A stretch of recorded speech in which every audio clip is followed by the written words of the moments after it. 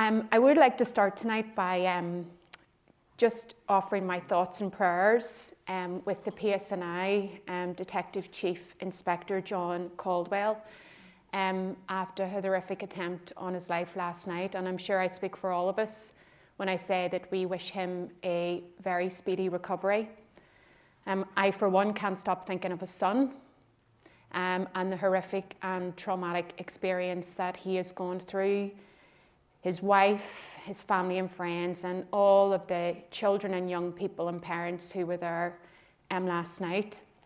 And while that is a live investigation and it is at a very early stage, the PSNI have said that a strong line of inquiry that is being pursued is that it was an attack by, and I refuse to use the word paramilitaries, but an attack by a callous and cowardly criminal gang.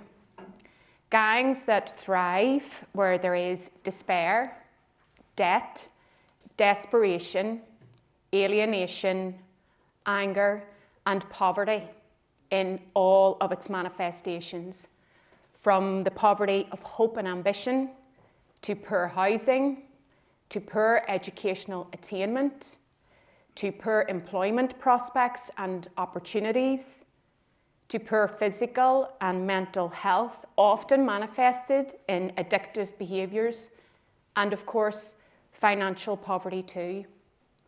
All of these are interrelated, interdependent conditions that make up the poverty trap that turns adults, and especially children, into vulnerable victims, ripe for the picking, manipulation, and exploitation by despicable bullies who view human lives as dispensable in their ruthless, selfish pursuit of money, power, and control. I was asked by Norman to come along this evening to talk about poverty and public policy, and that is a huge area. And many of you will know me from my previous roles, but tonight I want to emphasise that I am not speaking from any party political perspective. I'm not speaking from a professional perspective. I'm now in a new role, but I'm here tonight just to share with you some personal insights and some of my own personal views and perspectives. Here in Northern Ireland, poverty is one of, if not the biggest debilitator in our society. Over 333,000 people live in poverty. That's almost 1 in 5 of our population. That includes 190,000 adults, working age adults, 30,000 pensioners, and over 110,000 children. The poverty rate is highest among children, with almost 1 in 4 living in poverty. And there are over 44,000 households here in this small place of Northern Ireland languishing on the social housing waiting list, the vast majority of them for many, many years. And in Northern Ireland today, men and women living in the 20% most deprived areas will die 7 and 5 years earlier than those in the most affluent areas. So my 3 questions are: how can this be right? How could this have been allowed to happen? And importantly, how can we try to fix it? The simple answer to the first question is that it isn't right. It is deeply harmful to every single adult and child that is lost in the midst of all of those statistics. And it is deeply damaging and costly to families, communities, our society, our education system, our health system, our justice system, our environment, and our economy. So how did we collectively, as a society, let this happen? Well, that's a big and a complex question, and we'll be lucky if we even begin to scrape the surface of that tonight. But I have some questions that I think it's important for us to contemplate. When did each of us in this room become aware of the cruel and harsh reality of poverty facing so many among us. And what did we do about it? What are we doing now about it? Are we really a caring and compassionate society, the one that we like to think that we are? And what is the role of social media? On the one hand, connecting us like never before, and yet on the other, dividing us and pitting groups against each other. Just the other day, I was sent a text message, and it was a quotation unattributed, but it really struck me. And it said, "People were created to be loved. Things were created to be used. The reason why the world is in chaos is because things are being loved and people are being used." Is that our society? And when we have the opportunity to decide who leads us, who will take the decisions on where public money goes, what public policy areas should be prioritised, is there analysis and policy solutions and priorities to tackle poverty and empowering people out of poverty up there at the top of the list of things that we think about as we go to the ballot box? Because if we don't, the poverty trap will only deepen and widen. From a public policy perspective, I think a key contributory factor has been the short-sightedness and the short-termism in the approach of government. And that's because it's trapped in the cycle of single-year budgets, which restricts planning. And it's also because we're trapped in election cycles, where perhaps too much of a focus is on policies that yield results just in time for an election. So what is required to try to begin to tackle poverty? Well, poverty, and you will all know this, its causes and its outworkings are so complex. And so to tackle them, you need a long-term vision, a long-term strategy, a firm action plan spanning 10 plus years. It has to be a long game chosen over the attractiveness of short-term gains. And it requires compassionate and courageous leadership, a long-term strategic focus to ensure that you do the right thing, even if you suffer an uproar and a backlash on social media. And in today's world, that is not easy. And to state the obvious, there is no silver bullet to tackle poverty. There is no quick fix. And you can't do everything. Public finances are stretched as it is. And within the machinery of government, even with the best will in the world, there is, like all large institutional organisations, a resistance to change. And even among the public, there is a resistance to change. So, what do I believe that we need to do? Well, the first thing is that we have to make tackling poverty a political and societal priority. We then need to identify the transformational interventions that will make the greatest difference. And we need to follow through on that with the required legislative and policy changes that are needed, ensuring that adequate and sufficient resources are also provided, and importantly, and I believe that this is key, ensuring that government, so every single minister, every government department is collectively responsible and accountable for delivering change and tackling poverty. It isn't the job of one minister. Tackling homelessness is not just the job of the minister responsible for housing. Tackling educational underachievement, giving people better aspiration, giving them hope, is not the responsibility of one minister or the responsibility of somebody somewhere else with government stepping back. So what are the public policy areas that I believe will empower people out of poverty, prevent them from falling into the poverty trap and transforming lives?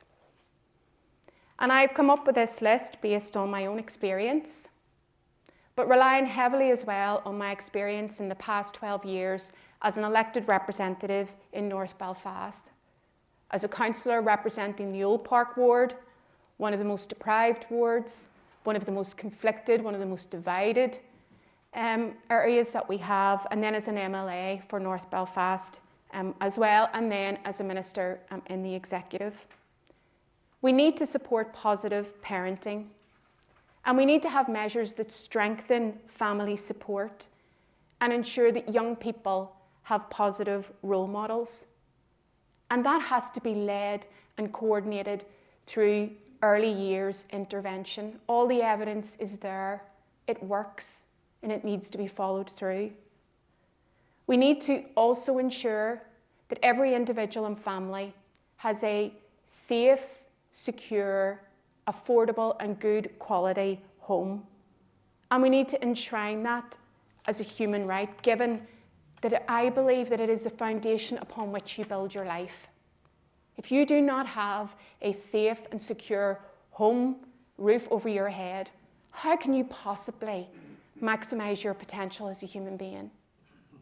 Your health suffers, your children's health suffers, relationships suffer, your children don't do well in school. And I've seen this. I've seen young children develop respiratory illnesses, falling asleep at school because their home is riddled with damp and they can't get sleeping at night. And that's in this day and age. It also means ensuring that everyone has access to education and to one that equips them with the skills that are fit for the future, but also provides the pastoral care that they need. It's about providing opportunities and access to decent paid work, creating an economy where people can live on what they earn, where they're not paid pittance and have all of their rights stripped away on 0 hours contracts, and where those who at times of their life find themselves reliant on the social safety net of welfare are not demonised as benefits grounders. It requires reorientating our focus on prevention as well as cure when it comes to public health. And that means tackling the health inequalities that are driven by poverty. And it also requires accelerating our efforts to tackle the climate emergency, but doing it in a way that ensures that there is a just transition. And that applies not just to our own community here in Northern Ireland, but right across the globe, where those who have contributed the least to the climate emergency are paying the largest price. I started off my comments and I cited a number of statistics. And what I want to do now is just take a few moments to reflect on one of the cases that I worked on as an elected representative. A young man came to me with a world on his shoulders. It was written all over his face, and it was very brave of him to come to me. And he came to tell me that he had been in a relationship with a lady, and he had subsequently broke up and found out that she had had a baby. She was battling very severe addiction issues, and the little baby had been taken into care. And this young man, on his own, had been battling with social services to try to get, first of all, a relationship with this little baby with the ultimate goal of being able to get full custody. And I joined this man on his journey as he tried to do this, and went with him to meetings with social services, and every obstacle that could be put in this man's way was. And it came down to a crunch moment where we were getting close. He had done everything that was required, but what was required was that he needed a house with an additional bedroom. And the housing executive said that they couldn't help and they would have to wait several more years because he didn't have enough points in the system. So that young man was going to be kept separated from his daughter. His daughter was going to be kept in care because he couldn't get help to get social housing to meet the requirements of social services. Now, we managed to get it sorted, and it was a long, hard battle. And the reason why I tell that story is because all of the failures in public policy collided and crystallised in his life and his little daughter's. But why I also share it tonight is because he did get custody of her. And when he got custody of her, she wouldn't speak. She was wet in the bed. And now, several years on, she is absolutely thriving. She is doing so well at school. She is doing so well in a range of extracurricular activities. And her father is absolutely shining. And how I know this is because we've stayed in contact, and he proudly sends me photographs of her school report, photographs of her dancing and playing sports. But he shouldn't have faced every single obstacle. Given that he was committed and he was doing everything he can, he should have been supported, and that they should have been reunited at a much earlier stage. So what I do think we really need to have, if we're serious about tackling poverty, is we need a public debate on our policies, our priorities and our values as a society. One of the things that I believe COVID taught us was that we need physically and mentally, emotionally and spiritually, we need to be connected to one another. And we're stronger when we are together. COVID was a horrendous time, but what a lot of people found most difficult was being separated from each other. So what does that tell us about what we need? So I believe that we do need to have a public debate. COVID was a global disruptor, and I believe we faced a fork in the road, and we could have chosen the road less travelled by, to quote a Robert Frost poem. But I fear that we're just going back to doing everything the way that we did before. And I believe that we can choose a different path, but I believe that we have to be willing to try to do it, and we need to have the courage to do it. And what I do want to say is that politicians from right across the political spectrum are in it for the right reasons. I may not agree politically with a lot of them in my previous role, but I know that right across all parties, there is a desire to try to build a better society, but they need encouragement. They need to be pushed. And so the lasting thought that I will leave with people is that maybe it would be a good thing if we all adopted the view that we should judge our society by how well it cares for its most vulnerable. And if we take that approach, then I have no doubt that we will be in a far better, a far stronger, and a far more brighter place. Thank you.